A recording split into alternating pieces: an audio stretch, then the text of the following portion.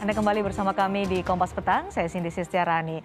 Saudara, indikator politik Indonesia merilis survei publik terhadap kebijakan pemerintah dalam penanganan pandemi. Hasil survei menunjukkan 59% responden puas dengan kinerja Presiden Joko Widodo dalam menangani pandemi. Sementara 38% responden menjawab kurang puas dan tidak puas.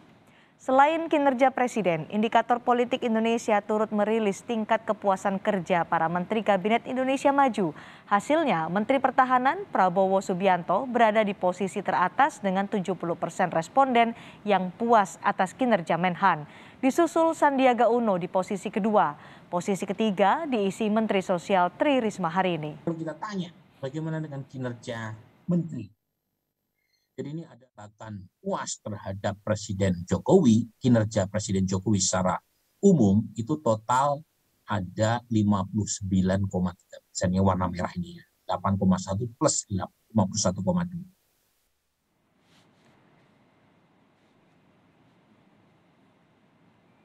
Indikator politik Indonesia juga merilis survei elektabilitas calon presiden dengan pertanyaan, jika pemilu digelar hari ini, siapa yang dipilih? 26% responden memilih nama Menteri Pertahanan Prabowo Subianto di urutan pertama. Posisi kedua ada nama Gubernur Jawa Tengah Ganjar Pranowo dengan elektabilitas 20%, disusul Gubernur DKI Jakarta Anies Baswedan yang ada di posisi ketiga dengan 15,5%.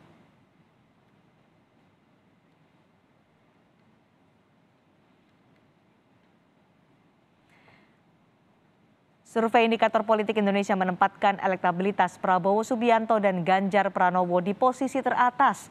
Tiga nama lain masing-masing adalah Anies Baswedan, Ridwan Kamil, dan Sandiaga Uno ada di posisi ketiga, 4, dan 5. Apa yang bisa dibaca dari hasil survei ini? Bagaimana peluang nama-nama seperti Prabowo Subianto, Ganjar Pranowo, Anies Baswedan, dan nama lainnya dalam Pilpres 2024?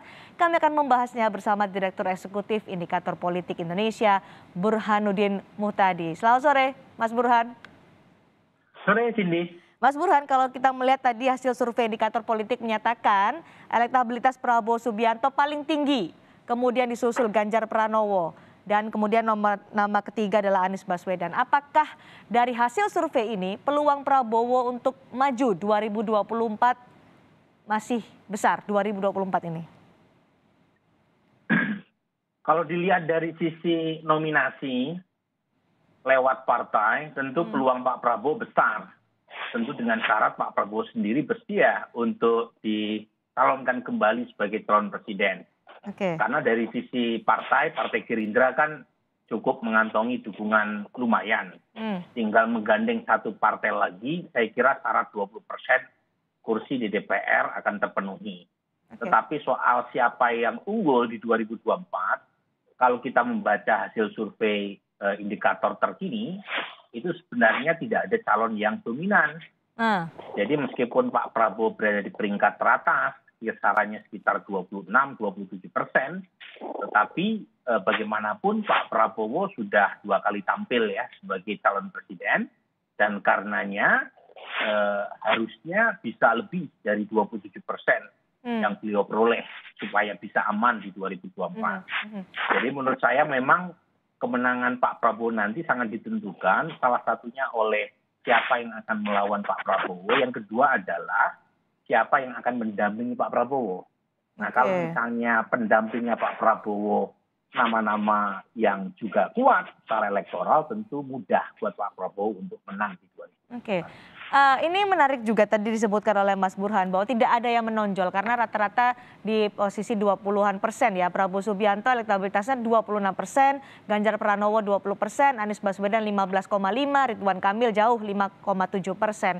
Apa sebenarnya yang membuat tidak ada yang menonjol? Padahal 2024 ini kan kalau kita melihat pasti tahun depan sudah mulai dipanasin ini Mas Burhan. Kenapa masih hasilnya tidak terlalu signifikan, ada yang menonjol banget gitu? Ya, salah satu sebabnya karena pemilu masih lama. Ya. Jadi bagaimanapun masih ada waktu kurang lebih 2,5 tahun bagi siapapun yang ingin bertarung di 2024 untuk menggait simpati. Jadi menurut saya wajar karena pemilu masih lama, bagaimanapun belum ada calon yang begitu dominan. Jangan lupa kalau kita melihat ke belakang, tahun 2004 pertama kali Pak SBY muncul, kemudian tahun 2014 pertama kali Pak Jokowi muncul. Saat itu setahun sebelum pemilu juga belum terlihat menonjol kedua nama ini. Baru beberapa bulan sebelum pemilu legislatif keduanya muncul gitu. Jadi lagi-lagi it's too early to tell gitu ya, untuk mengatakan bahwa pemilu 2024 sudah selesai karena bagaimanapun konstelasi di papan tengah juga menarik, Cindy. Jadi kalau Anda cek di situ kan ada pergerakan yang kita potret, ada yang naik, ada yang turun. Mbak Hovifah agak turun dibanding survei sebelumnya, Puan agak turun, ya. Kemudian Mas Sandi, kemudian Ridwan Kamil juga agak cenderung turun, tapi ada nama yang naik, misalnya seperti Erlangga Hartarto naik. Kemudian juga ada kecenderungan naik nama Pak Tito, gitu ya. Jadi menurut saya kita jangan terlalu buru-buru juga karena toh Belanda masih jauh. Nah, tapi kalau 2024 apakah nanti akan 5 nama inilah yang tetap muncul di 2024? Prabowo Subianto, Ganjar, Anies, Ridwan Kamil, Sandiaga Uno, atau justru ada kejutan nama-nama tertentu? Tergantung dua hal, ya. Pertama, siapa nama-nama yang akhirnya mendapatkan tiket dari partai.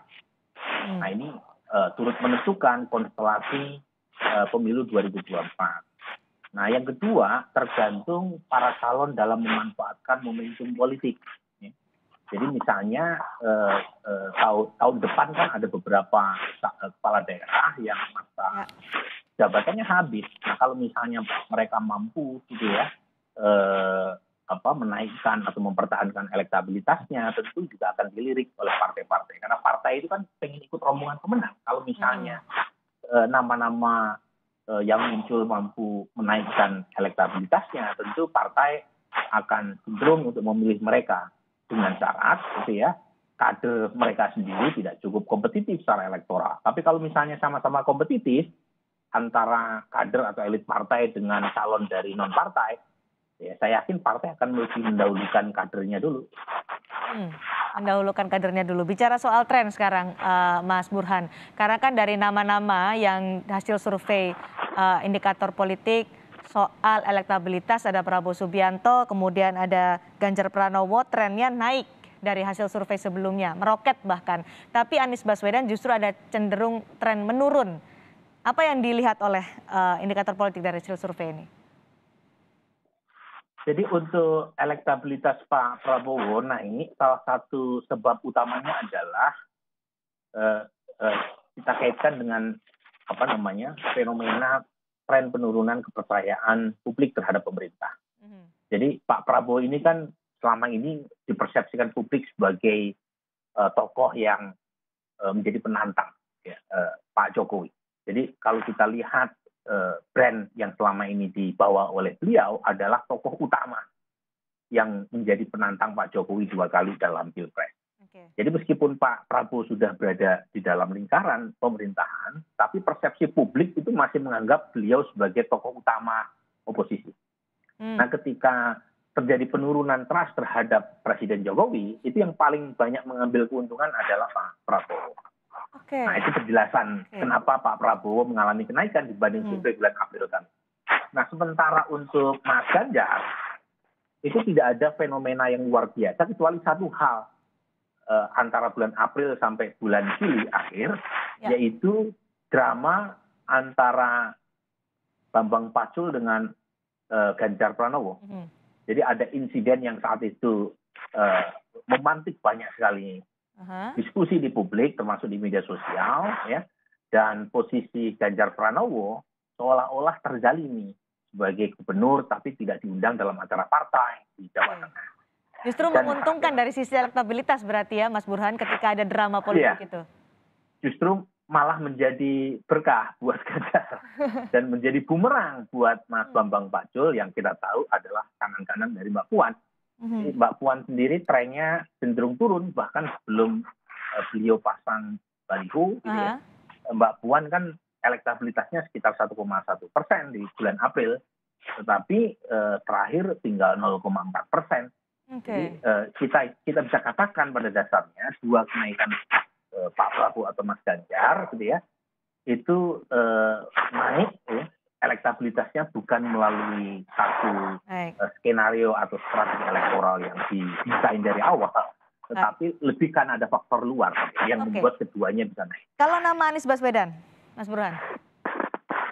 Ya, kalau saya melihat begini, memang sebenarnya penurunannya tidak jauh ya kalau Mas Anies Baswedan ya. Itu kisaran dalam margin of error antara bulan April dengan bulan Juli.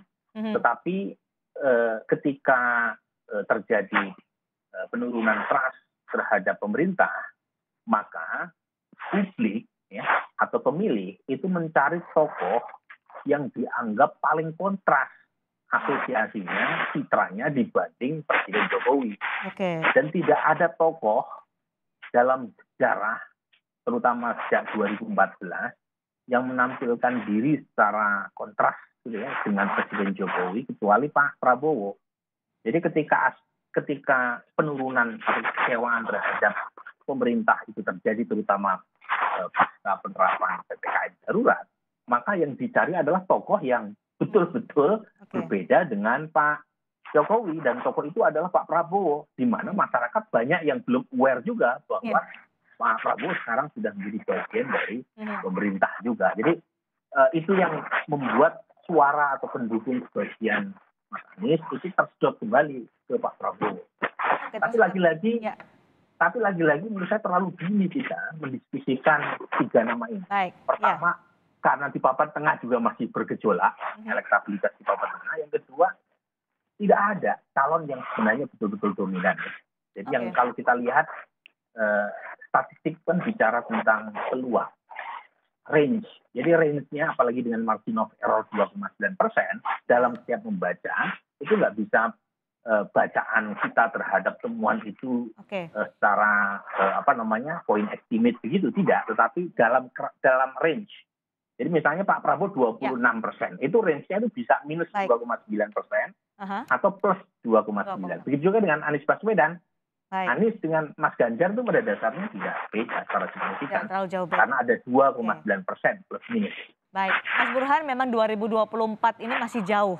Tapi kalau kita melihat dalam akhir-akhir ini, dalam satu pekan terakhir, geliat-geliat politik ini sudah dilakukan. Kemarin misalnya, Pak Jokowi mengajak Menhan Prabowo kunjungan kerja bersama. Hari ini kemudian ada pertemuan kemarin ada pertemuan Sekjen PDI Perjuangan dan Gerindra. Hari ini Presiden mengumpulkan perwakilan partai koalisi di Istana. Apa makna dari geliat-geliat politik ini bagi Mas Burhan? Pertama, bagaimanapun Presiden harus bersyukur di tengah pandemi yang luar biasa menghabiskan energi, stamina, dan budget negara. Presiden memulai pemerintahan jilid kedua dengan dukungan super mayoritas di parlemen, termasuk dukungan dari Partai Gerindra. Jadi saya tidak terbayang jika kondisi seperti sekarang Gerindra berada di luar pintu. Itu betul-betul merepotkan. Kalau misalnya Gerindra secara politik itu berada di luar pemerintahan. Nah, beruntung sekali sekarang ada lebih dari 80%, ya kurang lebih ya, kekuatan Presiden Jokowi di tengah pandemi. Jadi dengan kekuatan politik sebesar itu, agenda pemulihan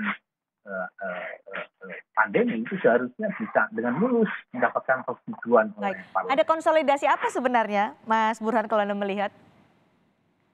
Kalau menurut saya sih lebih faktor konsolidasi terkait dengan bagaimana Presiden melakukan proses pemulihan ekonomi yang tentu diharapkan dapat dukungan all out dari seluruh partai koalisinya.